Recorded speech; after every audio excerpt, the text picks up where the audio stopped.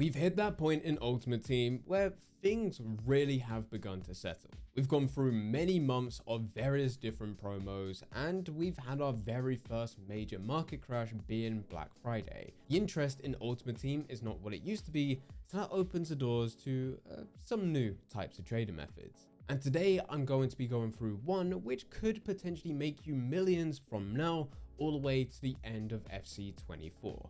But before we do get into the video, if you're looking for some cheap, fast and reliable FC24 coins, then there is no better place than U4GM.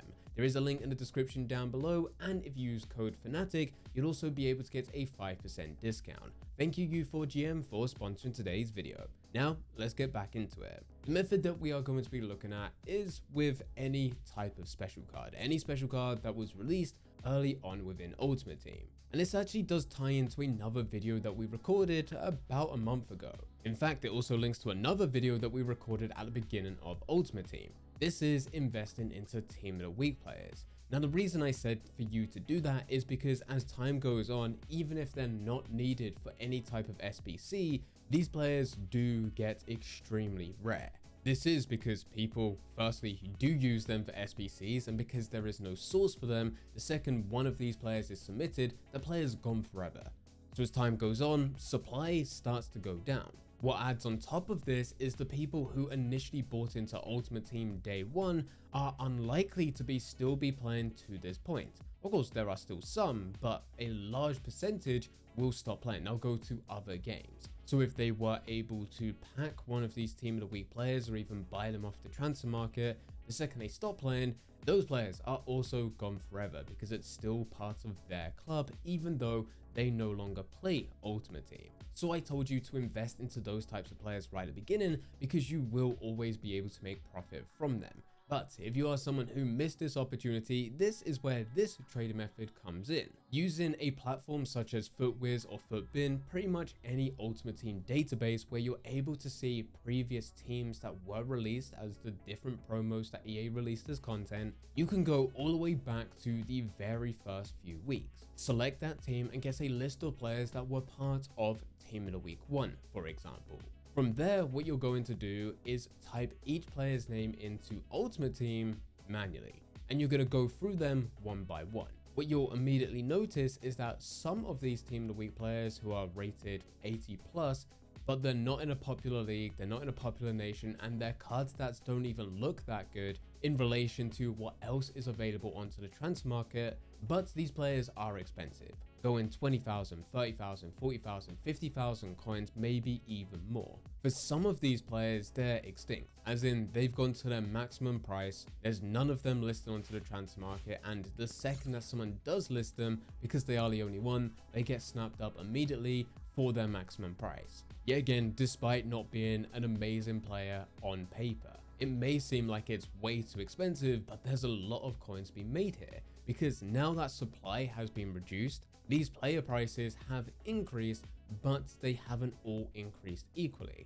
So what you can notice when going through these players is that there could be a massive price difference. For example, whilst I was going through this, I managed to find an 87 rated Kante. He was listed at 47,000 coins, but there was opportunity to sell him for slightly more. So I made a call, bought him for 47,000 coins and then listed him at 51,000 coins. Now after the 5% EA tax, it's not a crazy amount of coins. But this is an example to show you exactly what you need to be looking out for. The second that you find a price difference in a player from their cheapest to their second cheapest, that is when you need to buy the cheapest, list them higher in order for you to make that profit. It doesn't just stop there though.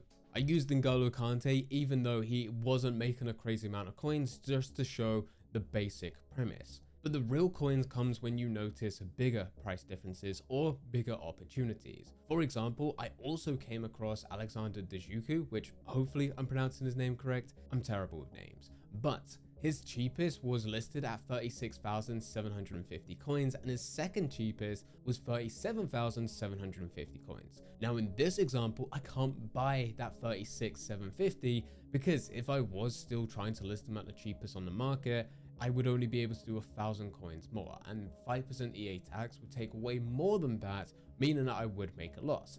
But there was a massive difference between 37,750 up until the third cheapest, which was listed at around 45,000 coins. So, taking the opportunity, I bought both of these. The one at 36,750 and the one at 37,750. One was then listed at 33,250 and the other one was listed at 45,000 coins, making a very good amount of profit once they did finally sell. Now, I'm not gonna lie to you, they don't always sell within the first hour. Sometimes you need to keep them relisted. In this case, I was trading about midday over on the weekend, and I knew I was going to be busy for the rest of the day. So I ended up listing them for 12 hours, and fortunately, they did sell. But just know that there will be occasions where you do need to relist them, and the best time to do this is 12 hours overnight. Reason for this, and it's similar to what we've been talking about, as time goes on with these players, they gradually increase and get rarer and rarer on the transfer market during nighttime, because there's people that play Ultimate Team, list them for an hour and then go to bed. They forget to relist them, and of course, because they don't relist them, those players are just stuck in the transfer list, expired, not being listed. People forget to go and do this, a lot of people. So as long as you remember to list them 12 hours overnight, your players will still be listed, and yet again, players gradually increase in value during this time. So even if yours may not be the cheapest during the daytime, it probably will, as long as it's still listed reasonably, you'll probably be the cheapest during nighttime, or at least very close to it, where it makes sense for people to buy into the players that you're listing. So with this method, all you really need to do is type each player's name in individually, go through each one and try to find any deals. If there is a price difference, whether it be from the cheapest to second cheapest, or you can buy a group of players and relist all of them, that is what you need to look for. You'll probably get 1 to 2 trades for every single team that you look at. So it's not common with it being every single player.